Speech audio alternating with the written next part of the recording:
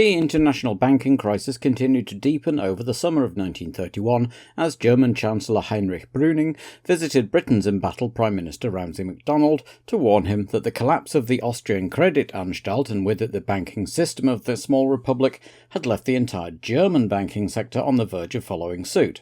In July, several major German banks went under, including Landesbank der Rheinprovinz and Danat Bank within 2 days of each other, and 2 days after that, Germany was forced to abandon the gold standard. Confidence in both the Reichsmark and pound sterling collapsed, and the UK was also forced off the gold standard by September. President Hoover had tried to help by suggesting a pause on German war reparation payments, but that had a knock-on effect on the French economy, which was heavily reliant on the German payments in order to pay off its own war debts to America. Nobody ever said international finance was simple, but things were clearly going to get worse before they got better. But if the French economy was on the verge of tanking, there was still a decent turnout at Ransqueux for the 7th Grand Prix de la Marne, which clashed this year with both the Grand Prix de Vaucluse at Avignon and the second day of the 24 Hours of Spa. And with several of the top Italian drivers doing the latter instead, it was a very Bugatti-themed event, though René Dreyfus was there in his 2-litre Maserati, Philippe Étincelant in his new Alfa Romeo 8C, and René Ferrand in the elderly Peugeot 174. The race over 50 laps, or just over 250 miles, was led away by Dreyfus, but as he passed the stands to finish the lap, Chiron came past in the Bugatti, but after the next lap he coasted in, his driveshaft gone. So Dreyfus was back in the lead, but again he was passed, this time by Le Houx, who fairly motored off into the distance, breaking the lap record as the furious pace set by the leaders led to many retirements. Le Houx came home the winner, with Dreyfus hanging on to second, some 3 minutes back, and Tchaikovsky in his Bugatti third. Étincelant was fourth, Lumaki in a Bugatti fifth, and Ferrand in his Peugeot sixth. The third championship race came hot on the heels of the second, the third Belgian Grand Prix at Spa-Francorchamps. Out of the championship running, the Maserati team had decided not to participate, instead conserving their resources for the German Grand Prix next. So it would be a straight race between the Alfa Romeos, who'd won at Monza, and the Bugattis, who'd won at Montlhéry. The usual suspects were at the wheel: Chiron and Varzi, Williams and Connelly, and Devo and Bouriat in the blue cars, Campari and Zayender, Nuvolari and Borzacchini, and Minola and Minozzi in the red Alfas. There were only a few privateer entries, notably Jean-Pierre Vimy and Jean Gopiat in a private Bugatti 51, father and son Charles and Ferdinand Motier in their brace of their own cars with Ford engines, and Ivanovsky and Stoffel in the Mercedes. Minola and Devo drove the front row along with Williams, and when the flag dropped they all shot off the start line. When they reappeared at the end of the first lap, 6 minutes and 49 seconds later, it was Achille Varzi's Bugatti in the lead, just from Nuvolari, and an epic battle ensued between the two men once more as they slashed the lap record set by Antonio Escari in 1925, trading the lead backwards and forwards over the initial stages. After the driver change, Chiron took over the Bugatti and continued absolutely flying until the car suddenly failed to come past at the end of its 45th lap. At last Louis Chiron appeared at a run, having sprinted about 2 miles, and explained breathlessly that his magneto drive had broken. He collected some spares and tools and set off to see if he could repair it at the roadside, but to no avail. So at half distance the Nuvolari Borzacchini Alfa held a solid lead of about 7 miles over the Bugatti of Williams and Connelly, who became the French marque's main challenger after the other works car of Devo and Bouriat broke down at about the 2/3 distance mark. At the next driver change, fine pitwork from the Bugatti boys changed Williams's brakes and sent him back out to chase down Borzacchini for the lead, and no sooner had he lost it than Bakonin came into the pits, explaining that there was something up with the fuel lines. The Alfa mechanics fettled things for a couple of minutes until Nuvolari impatiently elbowed them aside and got in, heading off to see what he could do. He did actually catch and pass Williams, but he was over a lap behind and wasn't able to do anything more as the Bugatti took the win, with Nuvolari ending up second, with Minola and Minozzi and the other remaining works Alfa coming home third.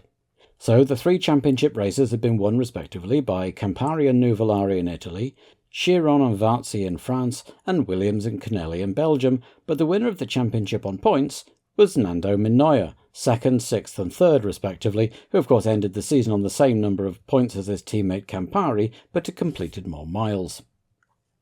The Nürburgring was back in action next for the 5th German Grand Prix, 22 laps of the treacherous Südschleife for the big Grand Prix cars and 18 for the little voiturettes, with a substantial entry from the Germans, mostly in those Mercedes SSKs and SSKLs, despite the country's increasingly bleak financial outlook. Local debutant Manfred von Brauchitsch drew the pole, but was quickly swamped at the start by Fagioli's Maserati, followed by Caracciolla's Mercedes and Tim Birkin's Maserati. Caracciola was a master in the wet conditions, though, and soon took the lead, while a great fight ensued behind him between Chiron, Nuvolari and Fagioli. By half-distance, Caracciola had a lead of nearly 2 minutes over Chiron, with Nuvolari just 10 seconds behind him, and the leader was able to come in for fuel and tyres and get going again in just 1 minute 45 seconds without losing the lead, despite the best efforts of Chiron, and the two were really going at it, lapping in 12 minutes 15 seconds as the rain had now stopped. Caracciola began his last lap with a lead of 1 minute 40 over Chiron, and despite Varzi's late effort in third, which saw him put in a fantastic lap of 12 minutes 44, that was where they finished, with Nuvolari fourth, while Dudley, Froy and O'Reilly beat Count Arco's Amilcar to the Voiturette win. Caracciola won again at the first Internationales Avusrennen at the Berlin test track in early October, but most attention was on the Coppa Ciano as the racing returned to Italy. Held on a 200-kilometre road circuit at Montenero in the southern outskirts of the port of Livorno, Alfa Romeo had handed their cars to Enzo Ferrari to run for the race, and so they ran a whole stable of cars, the latest 8C models for Nuvolari, Borzicchini, Campari and Franco Cortese, and the older 6Cs for Francesco Severi, Umberto Klinger, Guglielmo Cararoli and Guido D'Ippolito. Chiron and Varzi entered factory-backed but technically privately entered Bugattis, while Maserati had just one works car for Fagioli. The 14 Voiturettes were sent away first, then it was the turn of the 28 big cars, each 3-car row released at 1-minute intervals, led off by Borzicchini, Gherzi in a private Bugatti, and Biondetti in a private Maserati, with Fagioli, Varzi and Campari together on row 2, Chiron on row 3, and Nuvolari back on row 4. By the time they finished the first lap, Varzi, running well for someone who'd never driven the track before, was leading Fagioli, with Chiron third, but Nuvolari was charging, taken second on lap 2 and bearing down on Varzi. The two renewed hostilities while others fell by the wayside, and Chiron hung doggedly on in third, unable to make any headway on the two Italians. But after the third of the 10 laps, Varzi trailed back in with a flat tyre, losing a total of 5 minutes, and any chance of the win, getting going again in 8th. Nuvolari continued lapping faster and faster, setting a lap record of 14 minutes and 8 seconds, while Varzi managed to climb back up to 5th. Chiron put on an immense performance on the last lap, catching and passing Nuvolari on the way down out of the mountains, but he had started a minute ahead, so the question was whether Nuvolari would cross the line less than a minute later. In fact, the gap was just 16 seconds, and Nuvolari could add the Coppa Ciano to his famous win in the Targa Florio earlier in the year. Despite a slipping clutch, Fagioli hung on for third, as just 10 cars of the 42 who had started made the end. And from one great road race to the next as everyone headed over to Pescara on the Atlantic coast for the Coppa Acerbo, instituted in 1924 by Tito Acerbo, war hero brother of prominent fascist politician Giacomo. The track was a rough triangle with 2 long straights, each a bit over 3 miles, 5.5 kilometres long, linked by sections through the hilly villages in the hinterlands. 25 entries, 23 of which were Italian drivers, the exceptions being Frenchman René Dreyfus and Monegasque Louis Chiron, though there were more French cars on the grid, 5 Bugattis and a Talbot. With Marshal Italo Balbo sending them off, Campari took an early lead, chased by Fagioli and Varzi, with Dreyfus an early dropout, and by the end of lap 1 the top 5 cars had all broken Varzi's 1930 lap record. Campari held the lead around the second lap, with Nuvolari now passing Varzi and Fagioli's tyre disintegrating, as did that of Ernesto Maserati. Nuvolari kept up the pressure on Campari, driving another record lap, averaging a smidge under 130 km an hour around the 25-kilometre circuit on lap 5 of the 11, the two Alphas thundering through the grandstands together as Nuvolari took the lead. Varzi had a tyre fall apart on him and came in for a new one, losing third to Chiron in the process, and then had another puncture on lap 7, while Fagioli's big 16-cylinder Maserati was practically eating rubber, both rears disintegrating on the same lap, while Nuvolari had blown a head gasket and had to come in for a top-up of radiator water, losing the lead back to Campari. With Nuvolari now driving at a reduced pace to nurse his car to the finish, Chiron came up and took second in the last 2 laps, as Fagioli made yet another stop to replace his tyres, and it was Giuseppe Campari who came home to win the race in his Alfa Tipo A, with Chiron's Bugatti 51 second, and Nuvellari's Tipo A clinging on for third, 5 minutes 35 seconds down at the end. Back to Monza now for the penultimate major event of the season, the 6th Gran Premio di Monza. With Power King around the Royal Park, the big three of Bugatti, Alfa Romeo and Maserati all arrived with new cars. Just like at the earlier race in Rome, it was staged in heats for different engine capacities, the 5 cars in the 3 litre plus class attracting the most anticipation, the 2 3.5 litre Alfas of Nuvellari and Campari, the 5 litre Bugattis of Varzi and Chiron, and Ernesto Maserati's eponymous 4 litre car.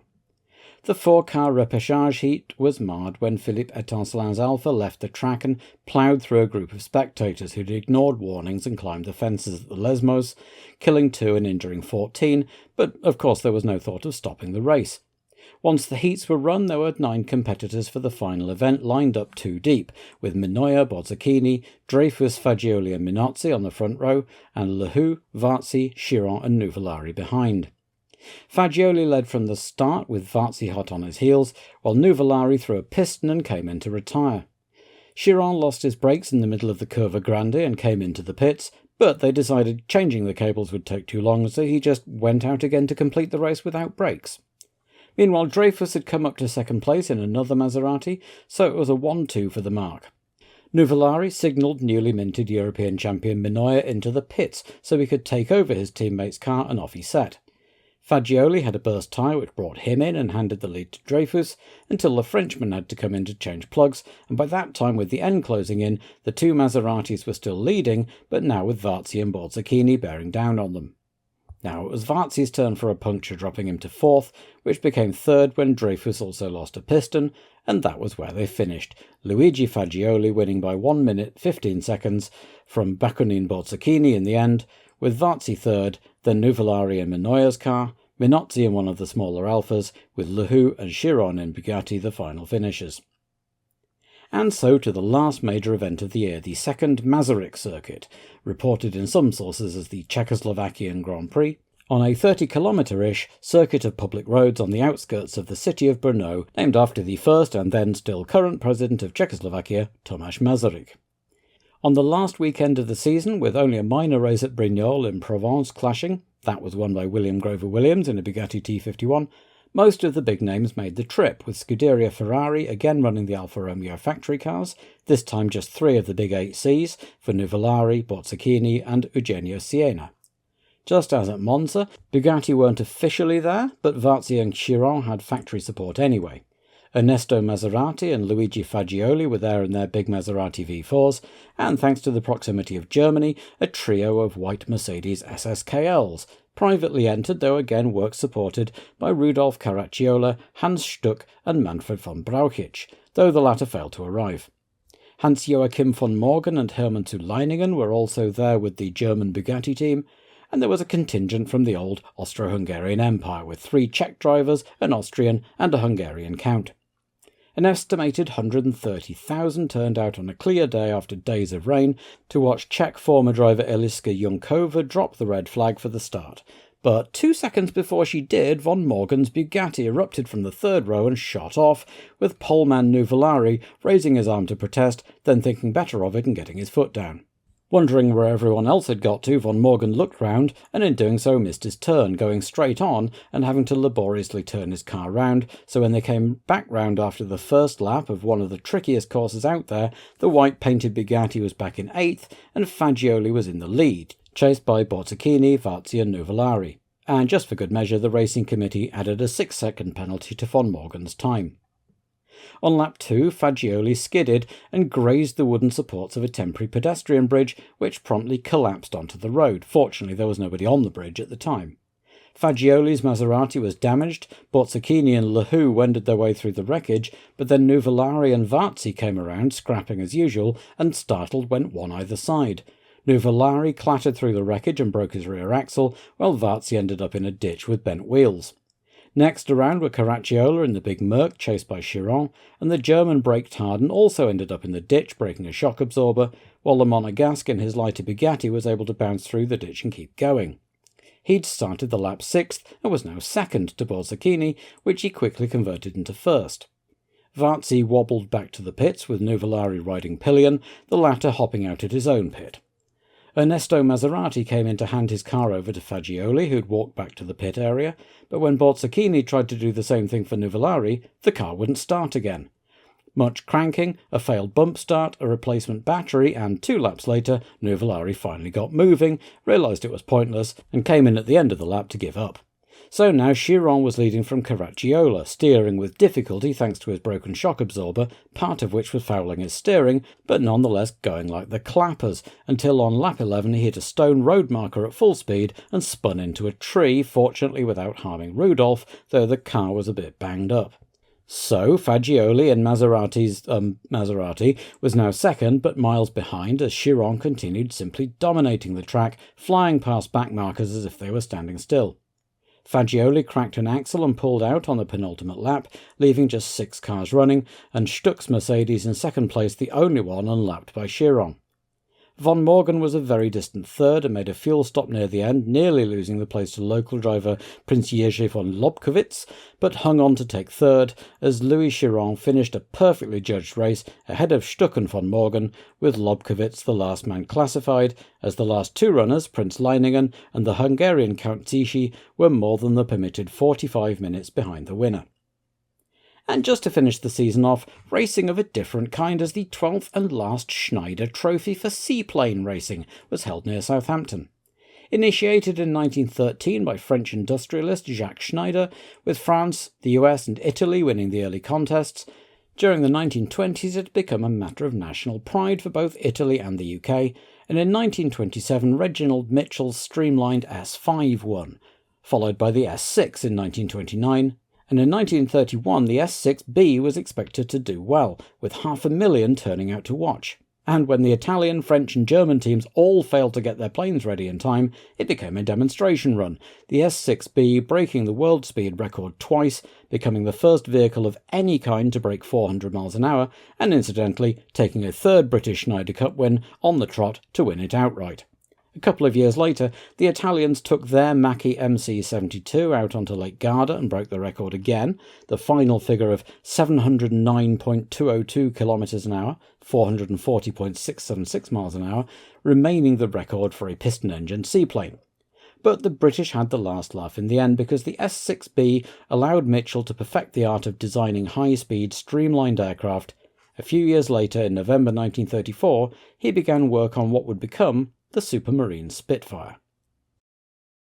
Well, I hope you've all enjoyed this little 2-part diversion into an earlier era of Grand Prix racing while I'm off enjoying myself on holiday, and normal service will be resumed with the 1994 German Grand Prix next week, all being well.